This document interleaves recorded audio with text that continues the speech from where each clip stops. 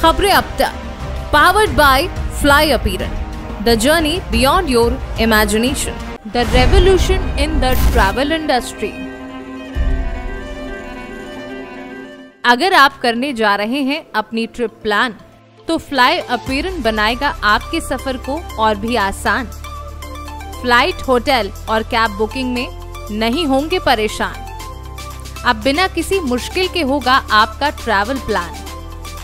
Fly appearance बनाएगा आपके holiday को और भी सरल और आसान।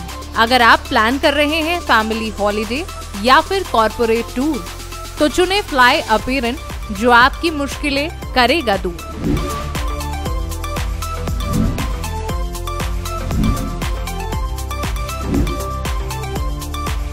Fly appearance, the journey beyond your imagination. नमस्कार, मैं पवन शर्मा आपका स्वागत करता हूं खबरें अब तक में।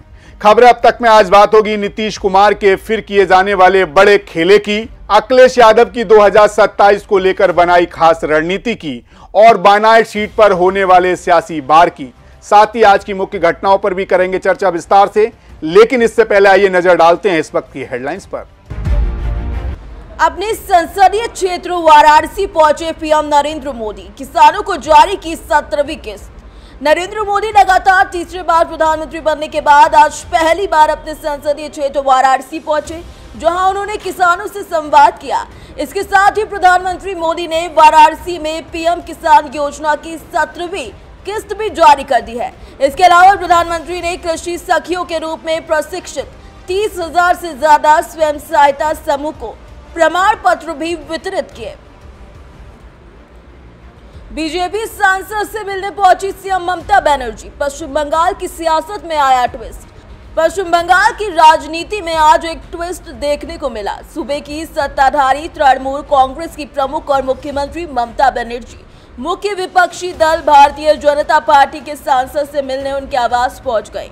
बीजेपी के राज्यसभा सांसद अनंत राय महाराज ने अपने आवास पर सीएम ममता का गर्मजोशी के साथ स्वागत किया। पटना, जयपुर, कोलकाता कई एयरपोर्ट्स को मिली बम से उड़ाने की धमकी, ईमेल से मचा हड़कंप। बिहार के पटना एयरपोर्ट को ईमेल के जरिए बम से उड़ाने की धमकी दी गई। इसके चलते एयरपोर्ट पर सुरक्षा बढ़ा दी गई। पटना एयरपोर्ट के डायरेक्टर का कहना है कि ज्यादा जानकारी मिलते ही आगे की कार्यवाही की जाएगी। फिलहाल पटना एयरपोर्ट पर तलाशी ले ली गई है। प्रज्वल रेवन्ना को कोर्ट से झटका, बेंगलुरु की अदालत ने 14 दिन के लिए बढ़ाई न्यायिक हिरासत। बेंगलुरु की अदालत ने मंगलवार को यौन शोषण और बलात्कार के आरोपी निलंबित जेडीएस नेता प्रज्वल रेवन्ना की न्यायिक हिरासत बढ़ा दी है। एसीएमएम की विशेष अदालत ने उनकी न्यायिक हिरासत बढ़ाने का आज ये फैसला सुनाया है। शेयर बाजार में लगातार तीसरे दिन रिकॉर्ड बढ़ा। सेंसेक्स 308 अंक चढ़ा, निफ्टी 23,550 के पार। शेयर बाजार में लगातार तीसरे दिन हरियाली देखने को मिली, जहां सेंसेक्स 308 अंक बढ़कर 77,301 पर बंद हुआ, तो वहीं निफ्टी 92 अंक बढ़कर 23,558 पर बंद हुआ। तो ये तो थी आज की हेडलाइंस, लेकिन आगे बढ़ने से पहले आपको आज के वायरल वीडियो से रूबरू करवा देते हैं। कुख्यात गैंगस्टर लॉरेंस बिश्नोई तो आपको याद ही होगा। जी हां, वही जिसने पंजाबी सिंगर सिद्धू मूसेवाले की हत्या कराई थी। उसी का एक वीडियो इंटरनेट पर वायरल हो रहा है, जिसमें लॉरेंस कथित रूप से पाकिस्तानी डॉन शहजाद भट्टी को ईद की बधाई देता नजर आता है। आप भी देखिए वायरल वीडियो। में आज हो गई होनी है, दुबई वगैरह में आज हो गई है ना, पाकिस्तान में कल होनी। नहीं आज नहीं होगी, आज नहीं है। बाहर दूसरी जो कंट्री है ना, उधर आज है, बाकी कल होगी। आपको बता दें, मौजूदा समय में लॉरेंस बिश्नोई गुजरात की साबरमती जेल में बंद है। इससे पहले वह एक निजी चैनल को जेल से इंटरव्यू देने के बाद सुर्खियों में आया था। वहीं इस मामले की जांच पुलिस कर रही है। साथ ही यह वीडियो सामने आने के बाद जेल प्रशासन पर भी सवाल खड़े हो रहे हैं कि जेल में लॉरेंस बिश्नोई को फोन कैसे मिला। जेल में कैदी को फोन ले जाने की इजाजत नहीं मिलती है। इसके बाद लॉरेंस बिश्नोई का ये वीडियो सामने आना कई गंभीर सवाल खड़े करता है। फिलहाल खबरें अब तक में बात करेंगे आज की प्रमुख खबर की। पलटू राम के नाम से मशहूर बिहार के मुख्यमंत्री नीतीश कुमार एक बार फिर खेला करने की तैयारी में हैं।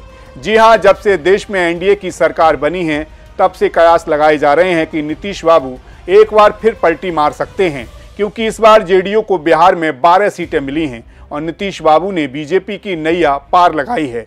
ऐसे में अगर वो फिर पलटी मारते हुए विपक्ष के पाले में चले जाते हैं तो भारतीय जनता पार्टी को नुकसान हो सकता है।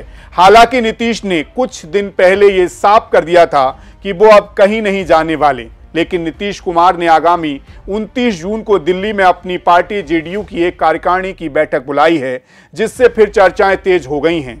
देखिए इस पर ये पूरी रिपोर्ट। बिहार के मुख्यमंत्री नीतीश कुमार ने आगामी 29 जून को दिल्ली में अपनी पार्टी जेडीयू की एक कार्यकारिणी बैठक बुलाई है। बैठक की अध्यक्षता खुद मुख्यमंत्री नीतीश कुमार करने वाले हैं, क्योंकि इस वक्त वही पार्टी अध्यक्ष भी हैं।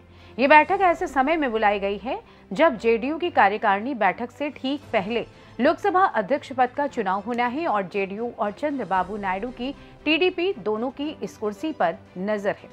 लेकिन मीडिया के सामने दोनों गठबंधन धर्म निभाने की बात कर रहे हैं। इस मीटिंग को लेकर बिहार में कई तरह के कयास लगाए जा रहे हैं, जिससे चर्चाओं का बाजार भी गर्म हो गया है। अब आपको बता दें कि पीएम मोदी ने अपने कैबिनेट में जेडीयू और टीडीपी को कुछ खास नहीं दिया और सारे अहम मंत्रालय बीजेपी ने अपने पास ही रख लिए हैं।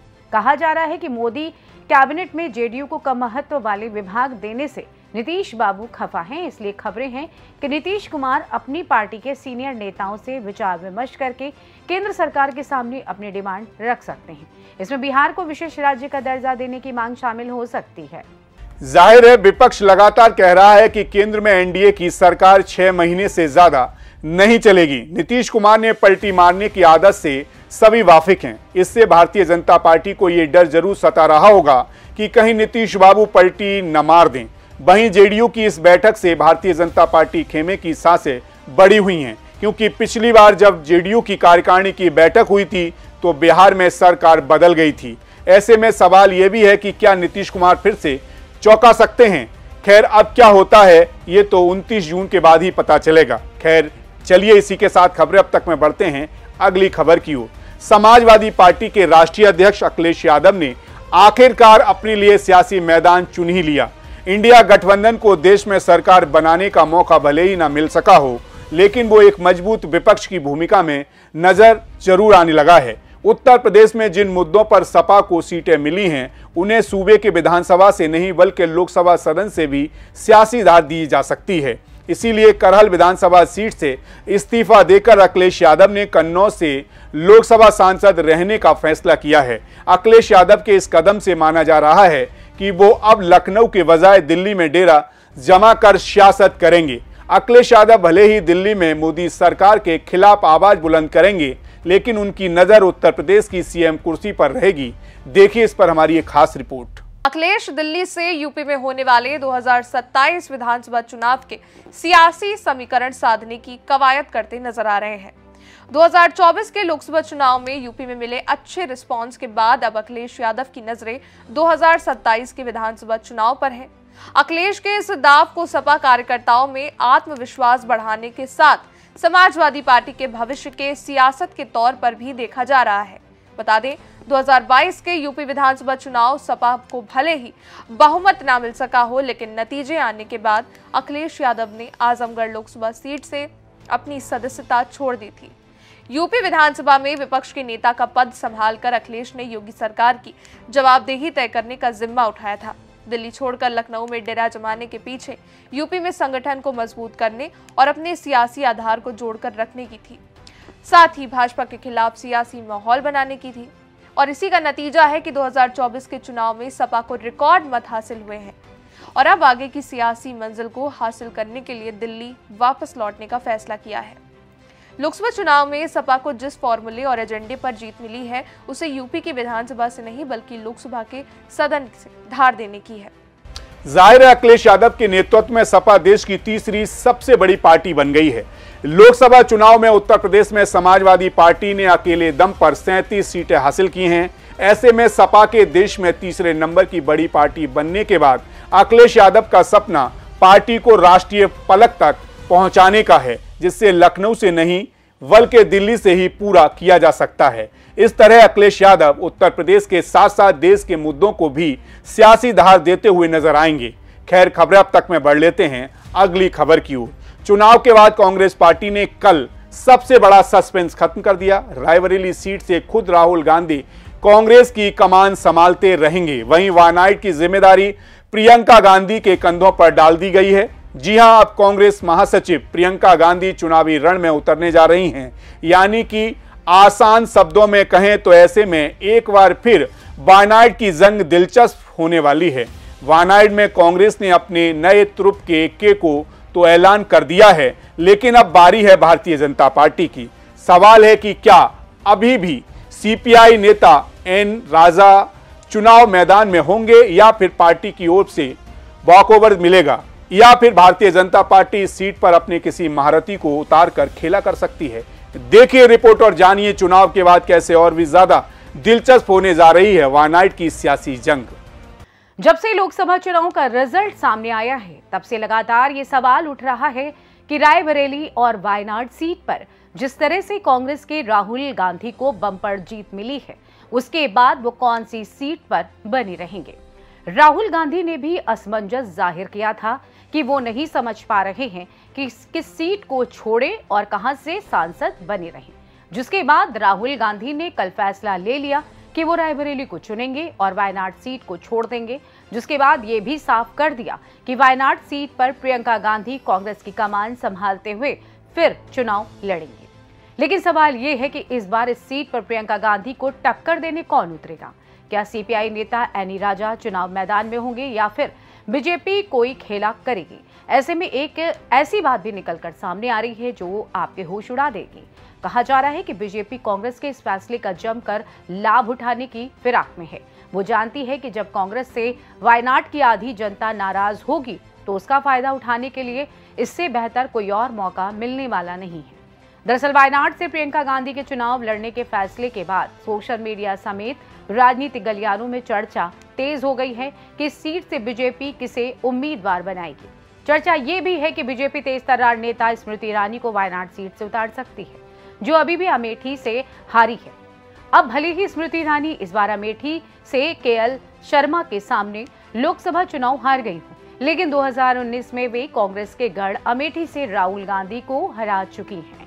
वहीं देश भर में स्मृति ईरानी की एक अलग छवि भी बनी हुई है। प्रियंका गांधी और स्मृति ईरानी की जुबानी जंग में भी अक्सर देखने को मिलती है। ऐसे में बीजेपी उन्हें इस सीट से उतारकर मुकाबले को दिलचस्प बना सकती है।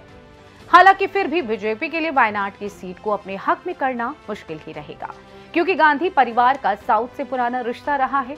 इंदिरा गांधी 1978 का उपचुनाव कर्नाटक के चिकमगलूर से जीती थी। इसके बाद 1980 में इंदिरा ने आंध्र के मेडक सीट से जीत हासिल की।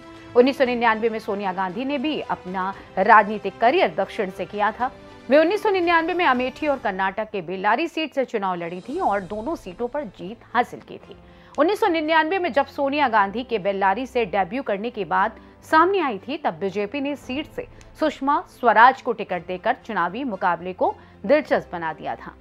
सुषमा ने सीट पर सोनिया गांधी को कड़ी टक्कर दी थी, हालांकि वे इस चुनाव में हार गई थी। कुल मिलाकर देखा जाए तो उम्मीद जताई जा सकती है कि वायनाड में भारतीय जनता पार्टी प्रियंका गांधी की टक्कर में अपनी किसी दमदार महिला नेता को उतारे।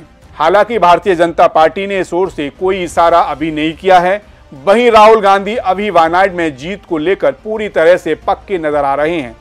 मगर देखा जाए तो भारतीय जनता पार्टी भी इस बार मौका नहीं छोड़ने वाली, क्योंकि वायनाड से राहुल गांधी का सीट छोड़ना जनता को बुरा जरूर लगा होगा। ऐसे में भारतीय जनता पार्टी जनता को जीतने का प्रयास जरूर करेगी। हालांकि वो प्रियंका गांधी की टक्कर में किसे उतारती है, ये देखना काफी दिलचस्प होगा। फिलहाल इन खबरों के अलावा एक नजर आज की उन खबरों पर डाल लेते हैं जो पूरे दिन चर्चा का विषय बनी रही। लोकसभा चुनाव के बाद पहली बार प्रधानमंत्री नरेंद्र मोदी आज अपने संसदीय क्षेत्र बनारस पहुंचे, जहां पीएम मोदी बाबा विश्वनाथ की नगरी पहुंचे। इसके बाद वो जनता से मुताबिक हुए, यानी कि जनता के सामने गए। साथ ही दुनिया भर में प्रसिद्ध दशमेश घाट पर गंगा आरती में शामिल हुए। वहीं आपकी सांसद स्वाति मालीवाल ने अपने साथ हुए मारपीट के मामले को लेकर आज एनसीपी एनसीपी प्रमुख शरद पवार, कांग्रेस नेता राहुल गांधी, समाजवादी पार्टी के प्रमुख अखिलेश यादव और उद्धव ठाकरे को पत्र लिखा और नेताओं से बदसलूकी मामले में सपोर्ट मांगा है। वहीं पश्चिम बंगाल की राजनीति में आज एक और ट्वीट देखने को मिला। सूबे की मुखिया ममता बनर्जी मुख्य विपक्षी दल भारतीय जनता पार्टी के सांसद से मिलने उनके आवास पहुंच गईं। भारतीय जनता पार्टी के राज्यसभा सांसद अनंत राय महाराज ने अपने आवास पर सीएम ममता का गर्मजोशी के साथ स्वागत किया।